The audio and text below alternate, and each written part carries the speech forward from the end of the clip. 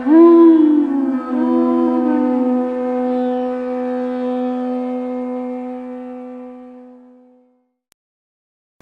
Namo Bhagavate Vasudevaya. Om Namo Bhagavate Vasudevaya. Om Namo Bhagavate Vasudevaya. So today we are reading from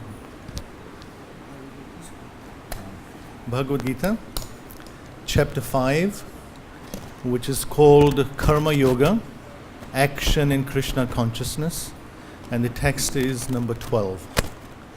Everyone has a copy. There's some extra copies at the back. If anyone wants, we can. So we'll go through the verse together.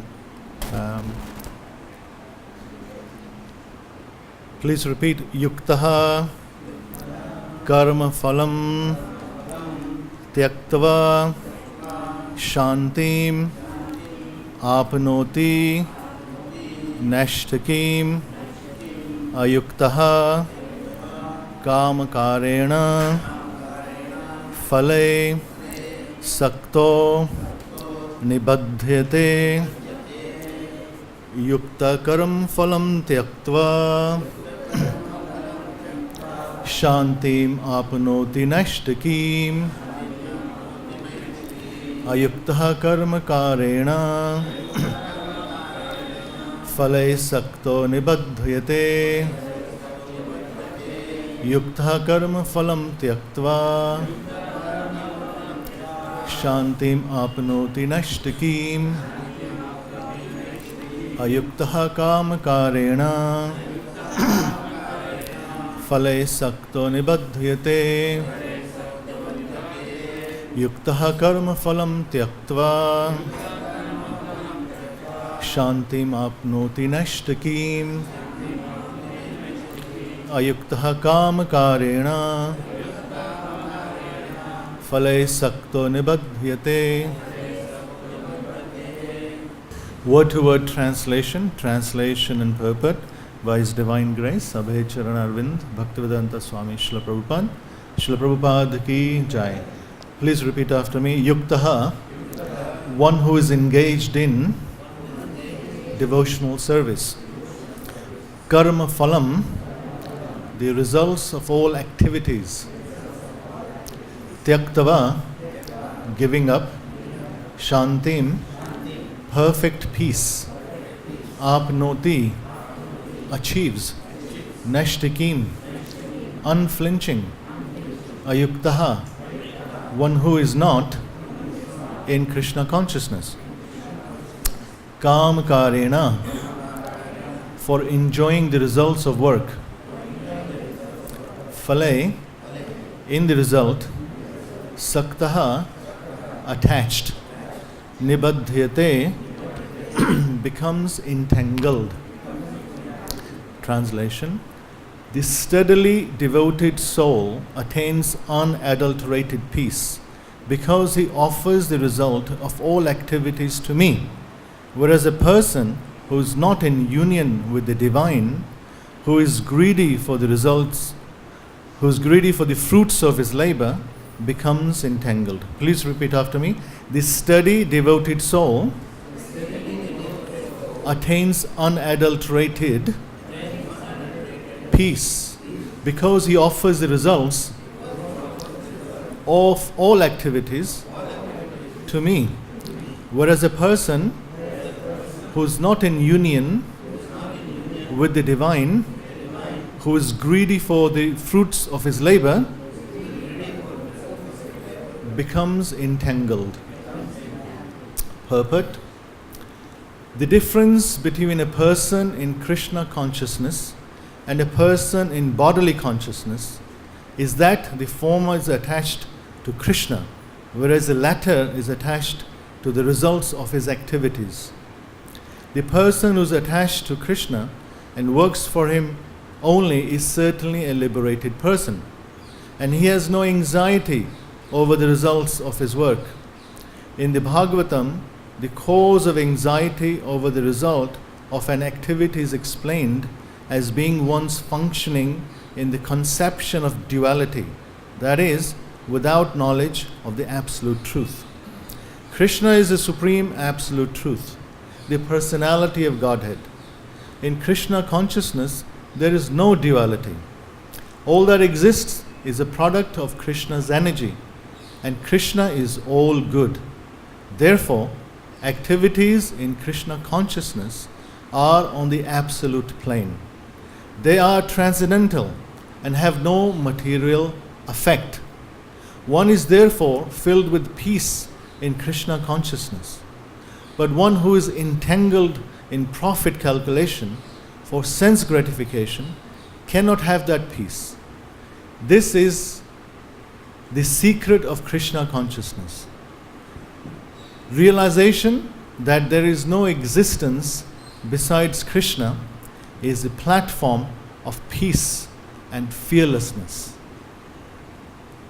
Om Ajnanatimirandhasya Jnananjana Shalakaya Chakshurunmilitam Yena Tasmai Shri Gurave Namaha Shri Chaitanya Manoabhishtam Sthapitam Yena Bhutale Swayam Rupa Kadamaiham Dadati Swapadantikam Vande Aham Shri Guruho Shri Yuta Padakamalam Shri Guru Navaishnavam Shri Rupam Sagrajatam Sahagana Raghunathan Vitam Tam Sajivam Sadvaitam Savadhutam Parijana Sahitam Krishna Chaitanya Devam Shri Radha Krishna Padan Sahagana Lalita Shri Vishakhan Vitam Sha Nama Om Vishnu Padaya Krishna Prasthaya Bhutale Srimate Bhakti Vedanta Swami Niti Namane Namaste Saraswati Deve Gauravani Paricharine Nirvishesha Shunyavadi Paschatya Deshatarine He Krishna Karuna Sindhu Dinabandhu Jagatpate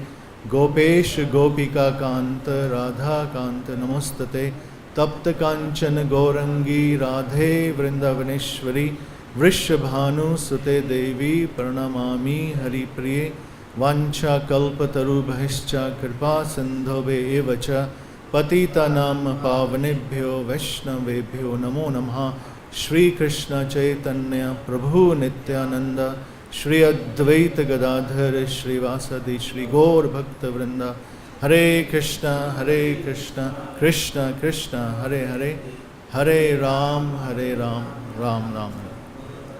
So the verse and the translation again. Yukta karam phalam tyaktva shantim apnoti nashtakim ayukta kam karena phale sakto nibaddhyate. This steadily devoted soul attains unadulterated peace because he offers the results of all activities to me. Whereas a person who is not in union with the divine, who is greedy for the results of his labor, becomes entangled. So this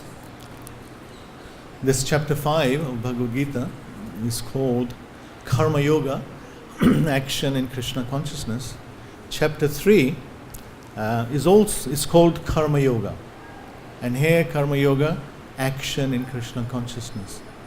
Bhagavad-Gita, first 6 chapters, Lord Krishna explains to Arjuna the yoga ladder. First 6 chapters are called Karma Yoga. The middle 6 chapters, chapter 7 to chapter 12, are known as Bhakti-yoga. First 6 chapters mean through one attains the Supreme Lord through the process of Karma Yoga. The middle chapters, Bhakti-yoga, one attains the Supreme Lord through the devotional service or bhakti. The last 6 chapters, 13 to 18, they are known as Jnana Yoga. That means one attains the Supreme Lord through the medium of knowledge or Jnana. So, in the second chapter, Lord Krishna talked about brings Arjuna from the lowest level of the yoga ladder and slowly bringing him up till the end of the 6th chapter.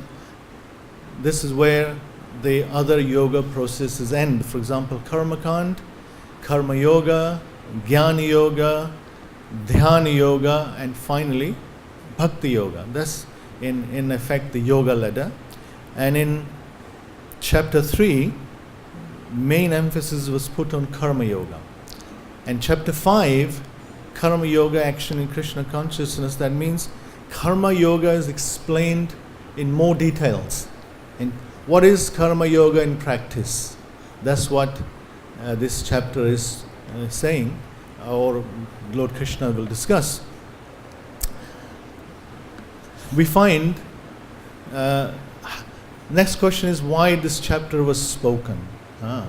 In chapter 3,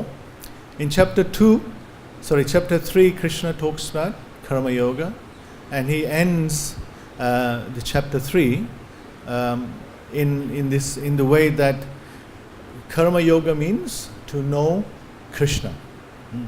In chapter 4, transcendental knowledge, Divya Gyan, is given by Krishna himself to Arjuna about himself, transcendental knowledge.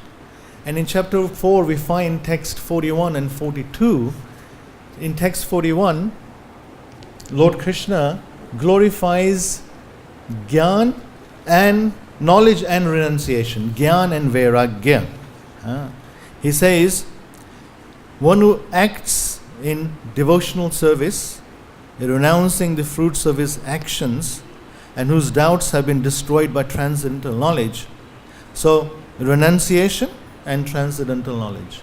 So he's glorifying that. And Arjun is thinking, knowledge means, or acting on the level of knowledge, or acting on the level of Gyan, means no work. In this, one doesn't have to do any work. Because remember, Arjun did not want to take part in the battlefield of Kurukshetra. Right from the beginning, he said at the end of chapter 1, he says, I will not fight, and puts his bow down, Gandiv. And Lord Krishna speaks 574 verses or so in the Bhagavad-Gita, trying to uplift Arjuna and convince him that he must carry out his prescribed duty of a Kshatriya, of a warrior. And what is the prescribed duty of a warrior? He has to fight. He has to fight, especially in a war. A Kshatriya never refuses to fight. It's in the blood of a Kshatriya. But Arjuna, when he saw his relatives, his fathers, his uncles, his brothers, his sons, etc., in the opposing side, he refused to fight. So Krishna slowly brings him to the level where Arjuna does fight, and we see that in the chapter 18. Karishya Vachanam Tava, when in the 18th chapter, Arjuna finally agrees, yes, I will do whatever you say. But for him to reach the level, Lord Krishna had to take him from the Karma-kan level, then to Karma Yoga level, then to Jnana Yoga level, and then to Ashtanga Yoga level. So in the chapter 3, Karma Yoga was there. In chapter 5, as I said earlier, what does that mean in practice? Karma Yoga has two divisions. Sakam Karma Yoga and Nishkam Karma Yoga. Mainly in chapter 3, it was told how to progress from Sakam Karma Yoga to Nishkam Karma Yoga. What's the difference between Sakam Karma Yoga and Nishkam Karma Yoga? Anyone want to come? I'd rather not have me speaking and you listening from one end to another end. I think it'll be good to have an interactive session, discussion. That'll maybe better. Anyone? Sakam is with result and Niskam without result. There's no intention of any karma involved in Niskam, and Sakam means there's some fruit result is involved. Okay. Anyone else?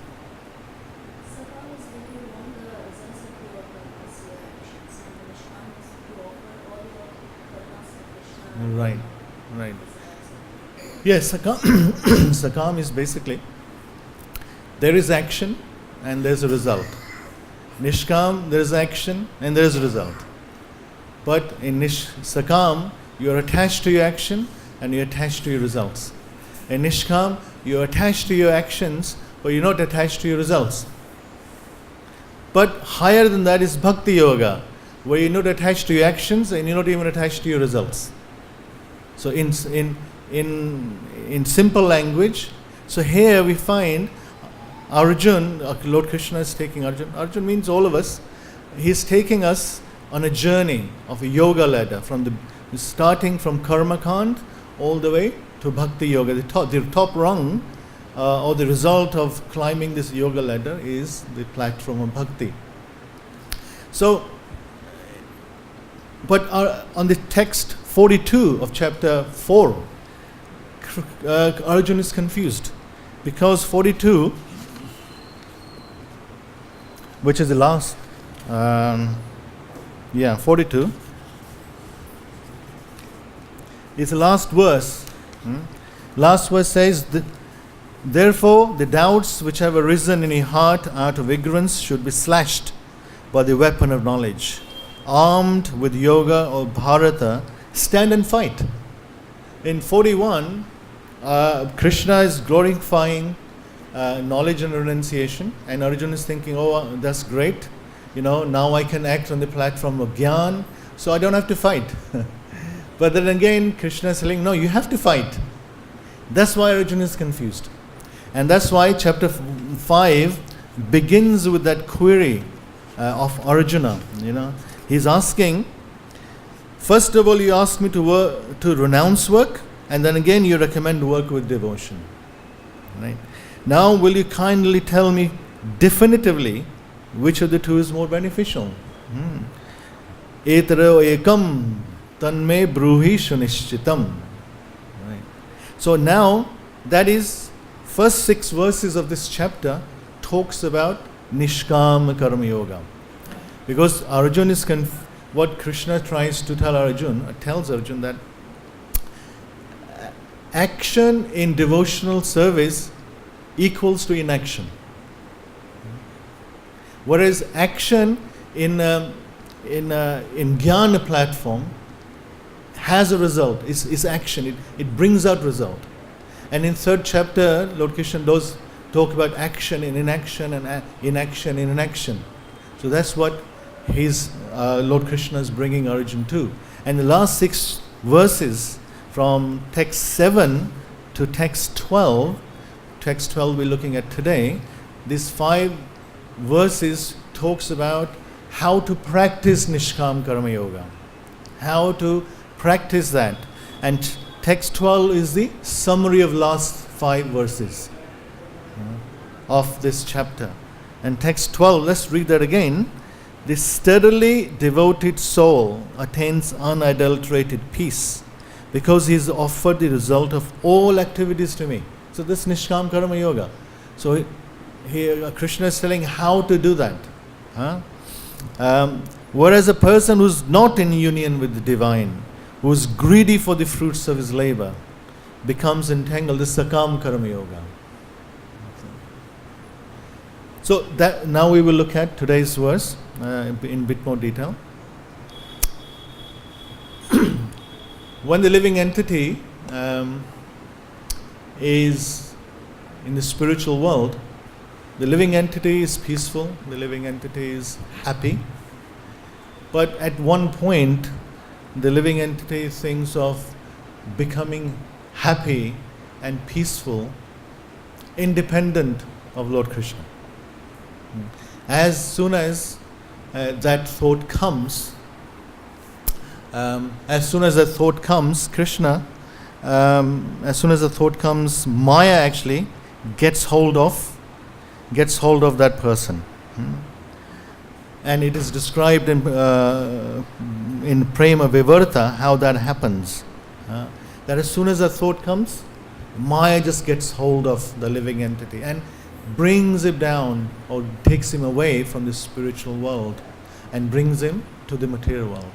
In the material world, the living entity wants to be happy and wants to be peaceful because that's the nature, the original constitutional position of the living entity is of happiness, anandmaya abhyasa. But in the material realm, that happiness, that peace is very difficult to come by. The living entity gets frustrated in obtaining that peace, in obtaining that happiness. And the living entity tries so many ways to become peaceful. so many ways to become happy. And almost every step, the frustration is there. Padam padam yat vipadam tesham. So, various methods are employed to become peaceful and happy. Somebody, some individuals may take drugs, some may go to psychiatrist, some may adopt counseling sessions, motivational speaking sessions. Somebody may go to different person to learn or to implement some ideas into one's life, because everyone is looking for peace in this world. And to those who are peaceful are the most happiest in this world we live in. Everyone is after peace, but the peace is very difficult to come by. So the living entity tries many methods, and he gets more and more frustrated by the world we live in. And Lord Krishna gives stamps and puts a stamp on this world by saying this is dukhalyam and ashashvatam. It's a place of misery and it's a temporary place. So in this temporary situation, the permanent living entity tries to find a permanent solution, but not possible in a temporary environment. So that frustration is natural, and that frustration leads the living entities to try various aspects, various methods available, various ways which are available to the living entity in this world. Ultimately, more and more frustration comes, and some individuals take the extreme step. They commit suicides, they become depressed, they go mental because the peace isn't there. Many individuals spend so much money just to obtain peace. On the weekends, the person who's working 9 to 5, they want to get away from the world, where there's a place of peace, solitude. So sometimes that is not there. Especially in India, wherever you go, there's always somebody there. You can never be not possible to be peaceful and alone. So that peace is always sought after. It's a rare commodity, and it's a very much sought after commodity in this world. After getting frustrated through various means, a living entity may come, if that person is lucky, may adopt some spiritual or religious means to become peaceful. And after going through various paths, various options available on the spiritual shops which are there in front of us, going through various different religious paths, one may come to the level of Vedic spirituality. And within Vedic system, there are different paths.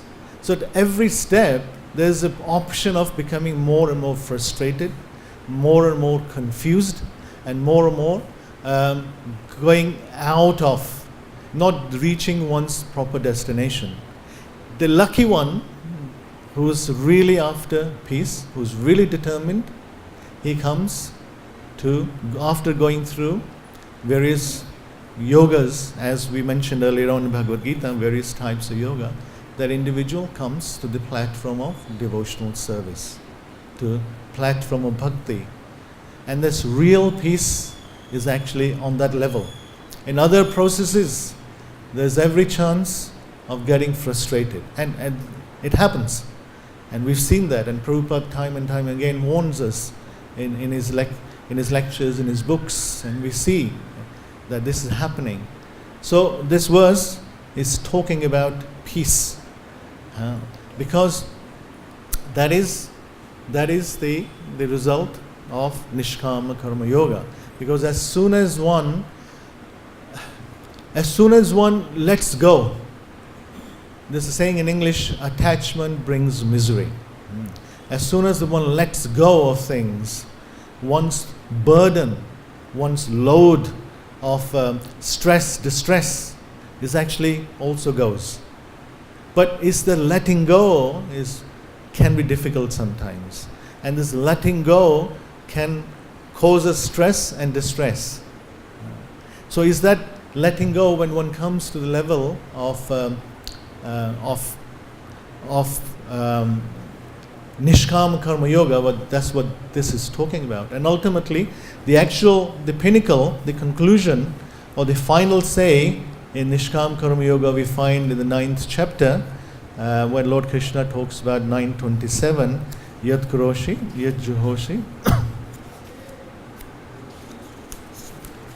Yat Karoshi, Yat Ashnasi, Yat Juhoshi, Dadasi Yat, Yat Tapasyasi Konteya, Tat Kurushva Madarpanam. Whatever you do, whatever you eat, whatever you offer or give away, or whatever austerities you perform, do that, O son of Kunti, as an offering to me. So even later on, see this, there are places throughout the Bhagavad-Gita where Lord Krishna brings Arjuna from the low level immediately to the highest level.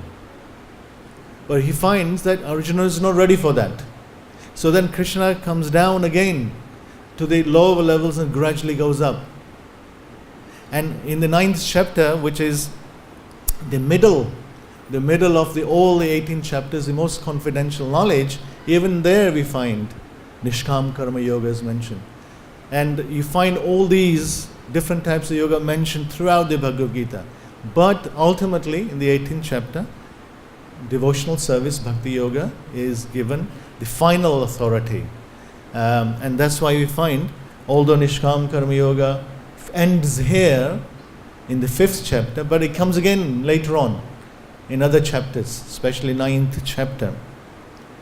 So this peace we find in chapter 2, text 70 and 71. We find that Lord Krishna talks about peace there as well. He says, a person who is not disturbed by the incessant flow of desires that enter like rivers into the ocean, which is ever being filled but is always still, can alone achieve peace. You see, apurremanam achalam pratishtham samudra apa pravashanti yadvat tadvat kama yam pravashanti sarve sa shantim apnoti na kama kami. Can alone achieve peace, and not the man who strives to satisfy such desires. And again, next verse 71. Vihaya kamanya sarvan pumsharati naspraha nirmamo nihrankara sas shantim adhigacchati. A person who has given up all desires for sense gratification, who lives free from desires, who has given up all sense of proprietorship and is devoid of all false ego, he alone can attain real peace. And again we find in chapter 4, text, I think,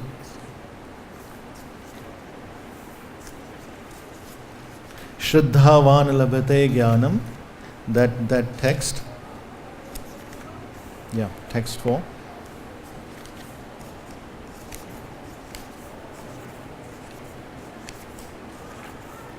Here we go. Shraddhavan labhate jnanam tatpara samitendriya jnanam labdha param shantim charena adhigacchati. He says, a faithful man who is dedicated to the transcendental knowledge and who subdues his senses is eligible to achieve such knowledge. And having achieved it, he quickly attains supreme spiritual peace. So what is the prerequisite of attaining the supreme spiritual peace? Shraddha. Faith. Shraddhavan labhate jnanam. From faith comes knowledge. And from knowledge, Shraddha jnanam labdhava param shantim. From knowledge comes this param shantim. This supreme peace. And again later on, and this peace culminates end of this chapter 5, text 29, Bhoktaram Yagatapasam Sarva Loka Maheshwaram Suhrada Sarva Bhutanam Gyatava Mam Shantim Richati. So this is, Srila Prabhupada calls it the peace formula. A person in full consciousness of me, knowing me to be the ultimate beneficiary of all sacrifices and austerities, the Supreme Lord of all planets and demigods, and the benefactor and well-wisher of all living entities, attains peace from pangs of material miseries. So, lot of talk is there about peace as it is being talked by Lord Krishna here in text 12. But at the same time, ashantasya kuta sukham. What is the result of being peaceful? One attains happiness. And chapter 2, verse 66, again Lord Krishna points it out. There we go.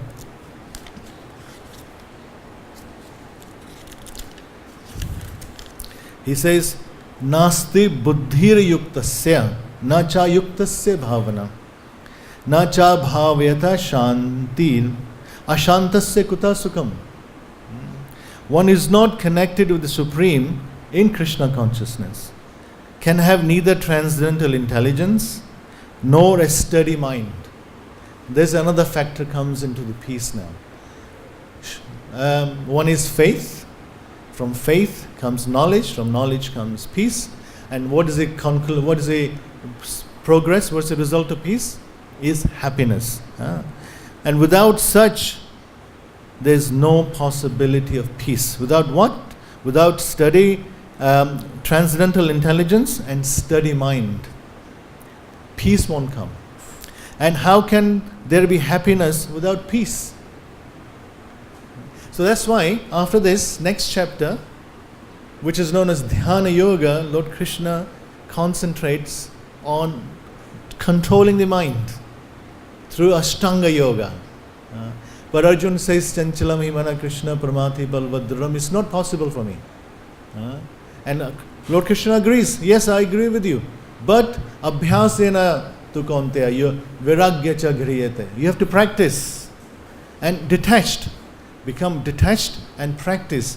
Then you'll be able to control the mind. So, coming back to the purport, Prabhupada is talking about a person who's achieved or who's practicing Nishkam Karma Yoga. That means the person in Nishkam Karma Yoga or an ordinary person, their activities may be same. For a third person, they may be doing the exactly same thing, no difference. But what is the difference? The person, a Nishkam Karma Yogi, is offering the results to Krishna. But as the other person, he is actually hankering for the results of his action.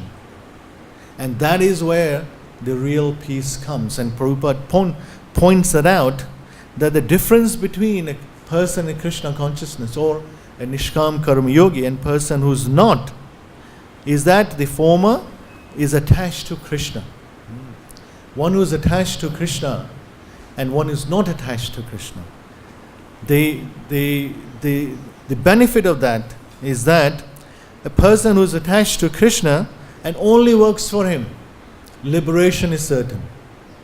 Whereas a person who works for himself, bondage is certain. Bondage in this material world, repeated birth, death, old age and disease. That's another set of frustration. Adibhotik, Adidevik and Adhyatmik impediments they're encountered by the person who is not in Krishna consciousness.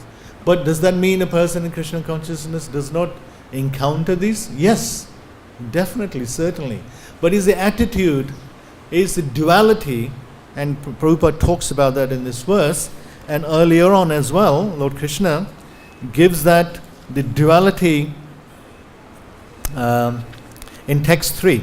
He talks about Gayam cha nitya sannyasi yona dveshti na kangshati nirdvando hi mahabhava sukham bandhanat pramuchyate. Person, such a person free from all dualities. What are the dualities? Dualities of happiness, distress, day and night, friend and enemy. These are all dualities in life. But a person who's practicing bhakti yoga, there's no duality for him. Because everything is related with Krishna. Prabhupada points that out in his purport, because that sadhak, that practitioner knows in this world everything has a relationship with Krishna, and if the practitioner sees that, understands that, and implements that in his or her life, then there's no duality for that individual. No duality for the individual, because everything is related with Krishna. Nirbandhe Krishna, what is that? Yukta Vairagya Uchyate.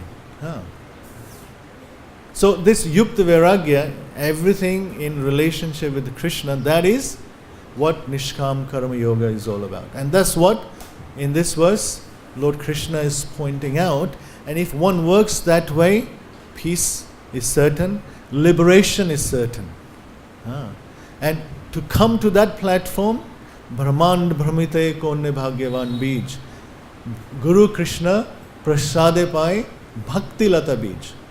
And one is lucky, one is very fortunate to receive that Bhakti Lata, that Bij, the creep or the seed of devotional service. And we are all very lucky in ISKCON that Srila Prabhupada, due to Srila Prabhupada's mercy, that we are here, and he has planted this, is carrying on the desire of previous acharyas to give this seed of devotional service free to everyone.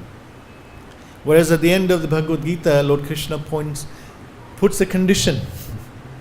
Sarvadharman paritajya mamekam sharanam vraja. Only if you surrender to me, then I will protect you. I will give you the protection. Or I will give you that surrender, then you will achieve your result. But Chaitanya Mahaprabhu, he is no condition. The only condition is our desire to take that, the seed of devotional service, and plant it in our hearts and water it. And what is the watering process? We know Hare Krishna, Krishna Krishna, Hare Hare, Hare Ram, Ram Ram, Hare Hare. But a person who's practicing devotional service on the path of Krishna consciousness also sometimes encounters unpeaceful situations. So what does that mean? Does that mean the process is not good? The process is absolutely fine. Susukam kartum avyam 9.2 Raj Vidya Raj Gohyam Pavitram Idam Uttamam. Susukam kartum avyam is the process is perfect. But with the process, the two processes, sadhana bhakti and raganuga bhakti. And we are practicing sadhana bhakti. Sadhana bhakti means rules and regulations. And by the sadhana bhakti, which will, by following a raganuga bhakta, we will attain raganuga bhakti. So the process through the process of sadhana, we will attain rag. But in this process of following the sadhana, there are rules and regulations. And these rules and regulations sometimes are followed strictly, sometimes are not followed strictly. And so therefore, sometimes a sadhaka, a practitioner, may also experience stress, distress, unpeaceful situations. But with determination, Shukram Bhavati Dharmatma, with determination, one can surpass that and attain the supreme destination, the supreme peace, what Lord Krishna is talking about in this Bhagavad-Gita, in this verse. The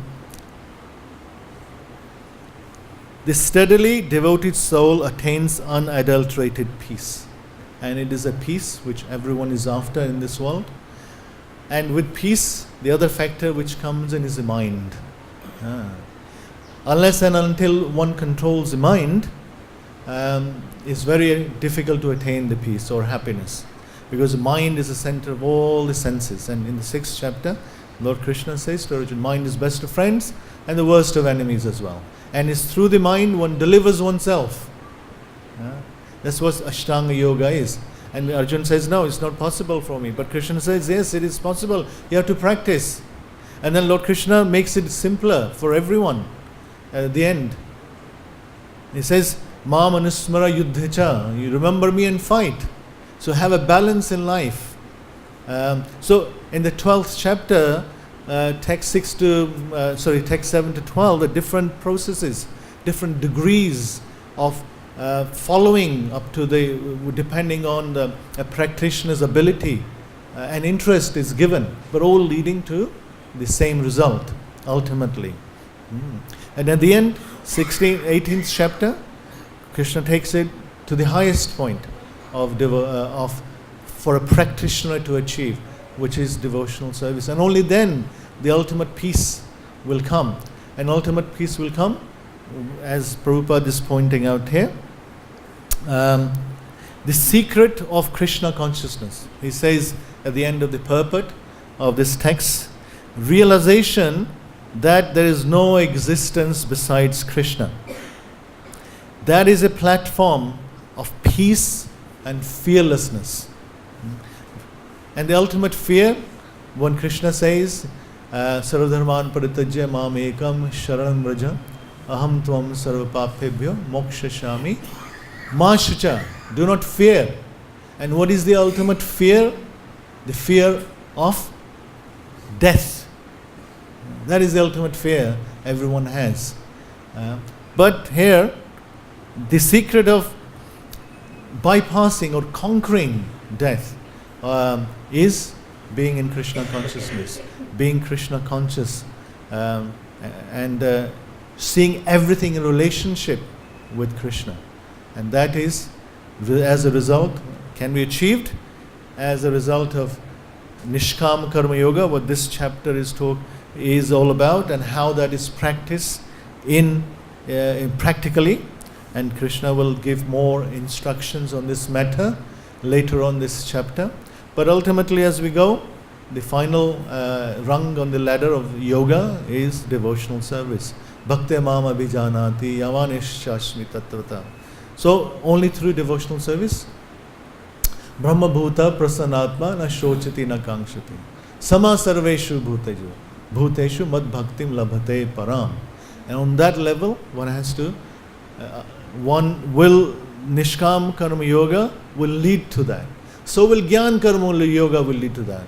Bahunam Janmanam Ante Gyanaman Mam Prapaddate Vasudeva Sarvamati Sa Mahatma Sudurlabha. So every path, whether it's Karmakan, Karma Yoga, Jnana Yoga, Ashtanga Yoga, Nishkama Karma Yoga, is all leading to Bhakti Yoga at the end, where ultimate peace and happiness is achieved.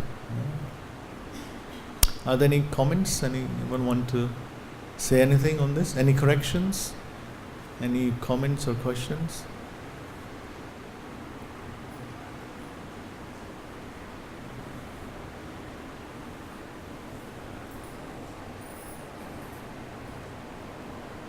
Yes, ma'am. Yeah. I worked as a teacher among people.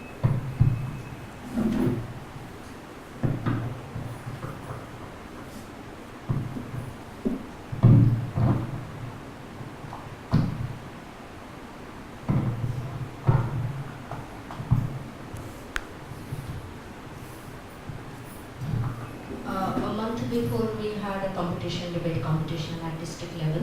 It was conducted in Birla School, and 4 participants from the school had gone to attend this debate competition. And out of that, class 12 students were prepared by me, and 10 standard students were also there. But I went to my hometown. I didn't get time within a couple 2 days time itself, and I prepared the students. And my those other students were prepared long back, 10-15 days before they were prepared. And on the day of this competition, I took my students to Shyam Sundarji and offered the speeches Right. to his lotus feet. And Right. by his miracle, my students from class 12, they won the competition at district level. While we were neutral, it was Right. Nishkam. I never thought that we should win the competition, because I knew that the competition was very tough. Right, Yes, right. 10 to 15 schools were participating. That Right. was with his blessings and we won the competition. So it's a practical example. Right. When we talk about this theory, we talk a lot of theory, but then when it comes to practical, Yes, few people, absolutely. Yeah. people do that. And the more one does that, the more one kind of progresses in. Prabhupada said, okay, if one can summarize the whole of conclusion of devotional service in one word, what would that be? Who can say? The conclusion of the practice, the understanding, the theory, the philosophy. Surrender. Surrender, yes, surrender. Yes, but I'm looking, you're right, but I'm looking for attachment. We're talking about vairagya here, but that can be attachment. But this attachment automatically means detachment. Attachment to who? Attachment to Krishna. As this purport is talking about, the secret of Krishna consciousness is a realization there's no existence besides Krishna.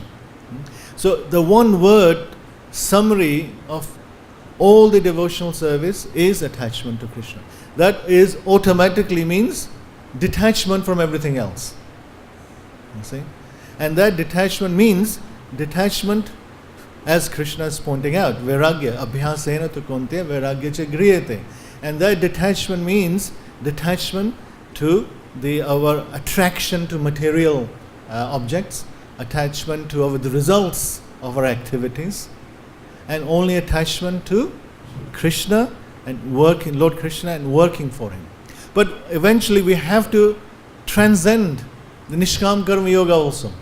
Come to the level of bhakti-yoga, where we're not even attached to our activities. Nishkam Karma Yoga, I'm attached to doing what I want, but I'm not attached to the results, I offer that to Krishna. But devotional service means whatever I'm told on the path of devotional service, I'll do. Not that, that means if I have to go and wash the utensils in the kitchen, even though I am from a big family, I never done that in my life, I do that. If I clean the pots, clean the toilets, clean the streets, the temple complex, that's all devotional service. And then one is not result. And actually on the real detachment comes on the platform of Bhakti Yoga. And this Nishkam Karma Yoga is one part of the two is still attachment. So you were saying? And I regret to say this, but the practical aspect of this transcendental knowledge is missing badly everywhere, including ISKCON. Yeah, there's always difference between principle and practice anywhere we go. But as long as we are practicing the principles, that's what matters. And that should be our aim first. Things will go on. If we are following the principles and putting them into practice, then everything will be okay. Yes, Prabhu. Prabhu, you were speaking about Krishna is asking us to surrender, is giving condition. But Mahaprabhu, he said, there's no condition, just only you chant Hare Krishna. Right. So when Mahaprabhu is saying that you chant Hare Krishna, so sometimes we don't take the instruction in our proper way. Now you are giving class and I am starting glorifying you. What are your instruction? I am not understanding, but I said, yeah, Prabhu gave a nice class, this and everything, but what I am hearing that I am not practicing. Yes. So see, Mahaprabhu also, whatever he said, you Kali Kal mein Harinam hi kevalam kalo nasti. So chant only Hare Krishna, Krishna Krishna, Hare Hare, Hare Ram, Ram Ram, Hare Hare. Instead of doing that one, that we say, we are all devoted that Nityananda is merciful, Mahaprabhu is merciful. We are always meditating on those things. But they have given this mercy that we should always remember Krishna. Right. So instead of remembering Krishna, we are remembering them. So can you tell me what is the difference? Well, you mentioned Nityananda Prabhu. This remembering Nityananda is also, we have to remember Nityanand first. Through Nityanand we achieved the mercy of Chaitanya Mahaprabhu. But if you're remembering other aspects of, if I can call it devotional service or non-devotional service, because there are obstacles on the path of devotional service. And Srila Prabhupada himself said, practicing devotional service is just like walking on the edge of the razor, two-edged sword, and there will be obstacles, and the biggest obstacle one finds is the mind. With the mind comes our desire, and unless and until we control our mind, make the mind determined, ekanisht, one-pointed devotion, mind will always get diverted, because that is the nature of the mind, thinking, willing and feeling, always thinking. And the way to control the mind is, there's various ways to control the mind. One is through prayer, through the lordships. One, as Srila Prabhupada points out, is through rejection. Rejecting the thinking part of the mind, willing and feeling part of the mind. As soon as the thoughts come, you reject that. There are other ways of controlling the mind. One is association, knowledge. Other way is having faith. And the best way, as Chaitanya Mahaprabhu has said, and you just repeated, Manha tarayate iti mantra, that which delivers the mind is called a mantra. And the best is the Maha Mantra we chant. Hare Krishna, Krishna Krishna, Hare Hare, Hare Ram, Ram Ram, Hare. But this deviation, Prabhupada also just recently in the Bhagavatam class, in one of the purports, Srila Prabhupada also mentions deviation in Krishna consciousness. And the deviation, unfortunately, is there, and has been and will probably always will be. But as long as we are not deviated ourselves, and we have to make sure that we are not deviated. And how to do that? First of all, what I mentioned, but at the same time, we have to be honest with ourselves.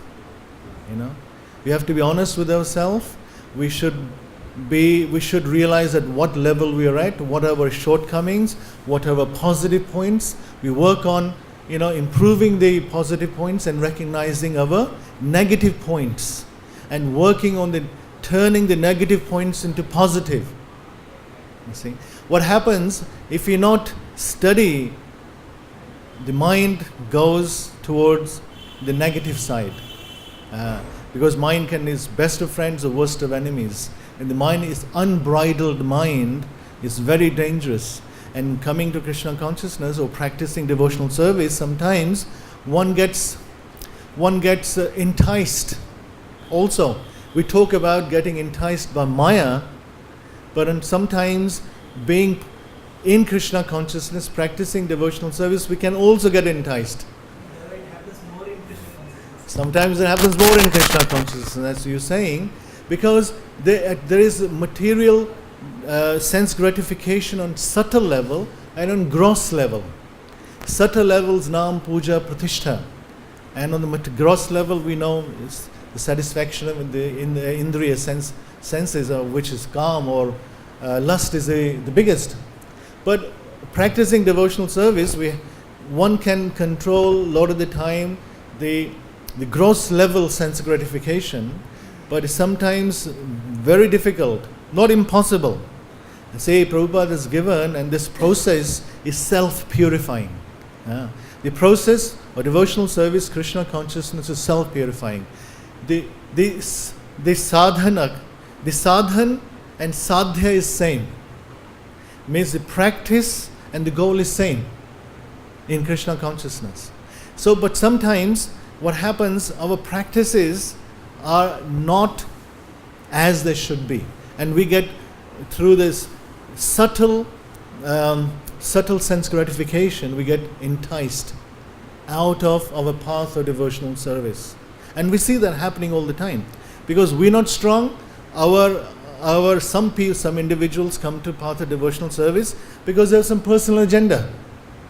They come to fulfill their desires through devotional service, and that happens, and they do get their desires fulfilled, material desires.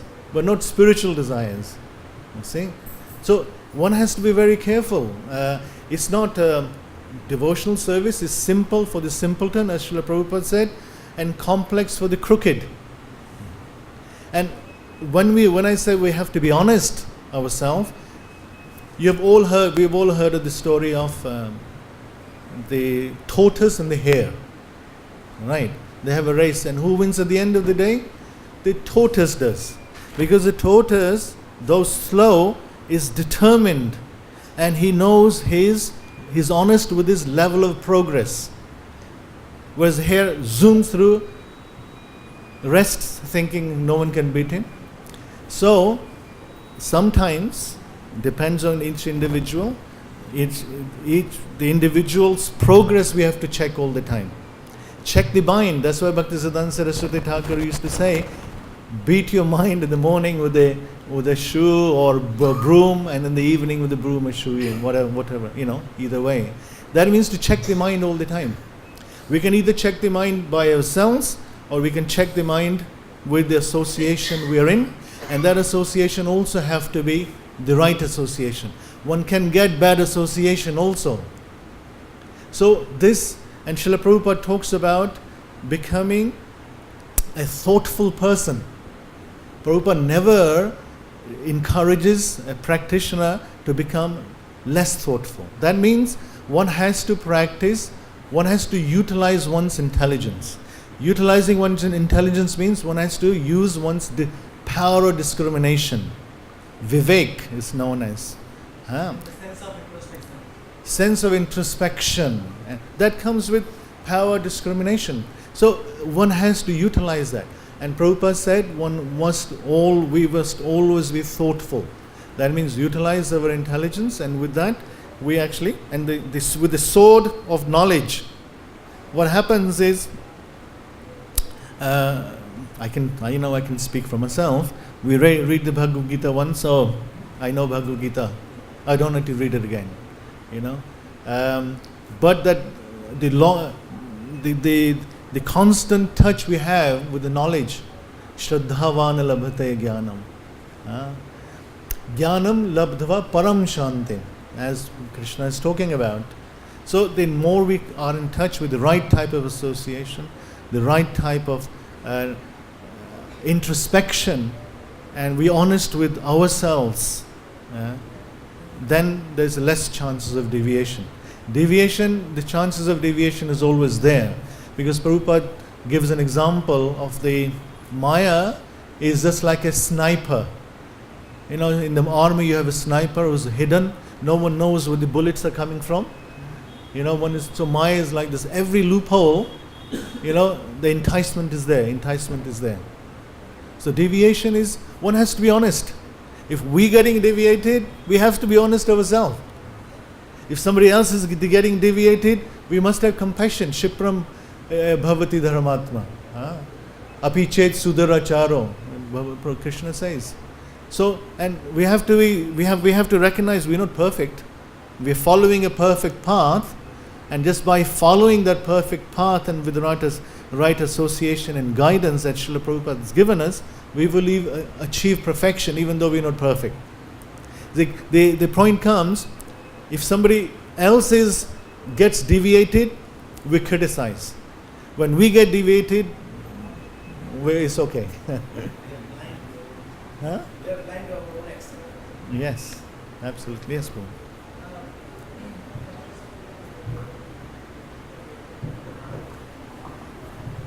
I just wanted to comment on one point which I just heard in the initial stage of this question and answer.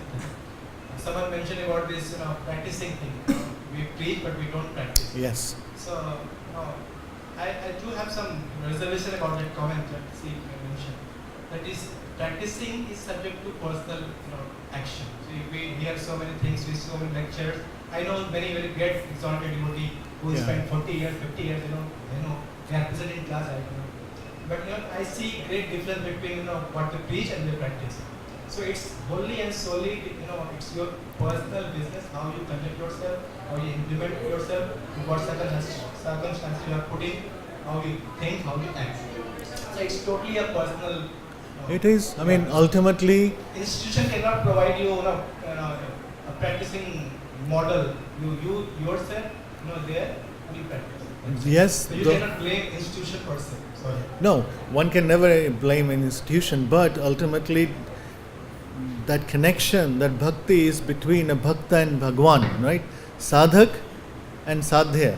And what is that relationship is known as sadhana, right? But being an institution, as set up by Srila Prabhupada, ISKCON, there are certain guidelines. There are rules and regulations of the institution which one has to follow, even though one may not want to follow.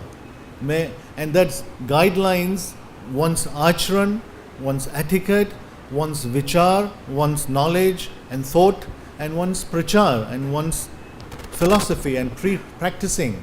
So yes, ultimately it's an individual thing, but practicing sadhana bhakti, especially in an institution like ISKCON, one has to follow those guidelines as well. One cannot go out of the guidelines. Because if we leave everything to ourselves, the mind is such a stubborn and very strong, we may get also deviated very easily. No, probably what I was trying to say, Yeah. you keep everything in mind. I understand. You follow the guidelines, Yeah. you see everything. But ultimately, at the end of the day, you are the one. Of course. Because, absolutely. I mean, You cannot blame people feel, Yeah. but they are not practicing. and that's why I said earlier, one has to be honest with oneself. What level we are at, and how much progress we're making, how much we are not making so much progress, how much shortcomings we have, etc., etc. The more introspection, this introspection will bring humility, and this humility will be driving force to progression. It's very important. There is one saying in Hindi, ज्ञान का अभिमान तो बचाता है, पर अभिमान का ज्ञान नहीं होता है. There's some people who is very fast in criticizing people. Oh, he's like he's bad, and very easy to pick out fault. Of course. But, it's very difficult to see their fault themselves. In his seniority, in his with being senior, Right. they pick very fault very easily. Every time they pick fault. Yeah. They forget that somewhere deep down they are also making some mistake. Of course. What should standard of behavior they should. Yeah. So they are not living by that. And see, we are very, very fortunate that we're in ISKCON. We're following the process as prescribed by Srila Prabhupada and the previous acharyas, and there is certain aspects are very rigid, and other aspects is very lenient. They're very lax. What I mean by that? Rigidity in terms of following the 4 regulatory principles, the vows one takes. But the laxity, that is up to the individual how much progress one makes. But with that laxity, or if one important factor is always there, is known as sincerity. Even though we may not come up to the mark, but if we are sincere in following the process, and it is that sincerity is going to take us to our ultimate destination if we're not up to the mark. Yes. What about inconsistency? Yeah. Because she mentioned one analogy of this personal reflection. See, it's all right. It's very sound to hear. But if it's consistent, permanent, in your life, then it has some meaning. Otherwise, Yeah. one bit of action, you cannot just. Continuity is important. Yeah, absolutely. Okay, if there is anything else, if there isn't anything else, we'll stop here. Srimad Bhagavad-Gita ki jai, Krishna Balaram ki jai, Lalita Radha Shyam Sundar Lalita Vishaka Devi ki jai, Shri Gaur Nitai ki jai, Samaved Bhakta Vrindi ki jai, Srila Prabhupada ki jai.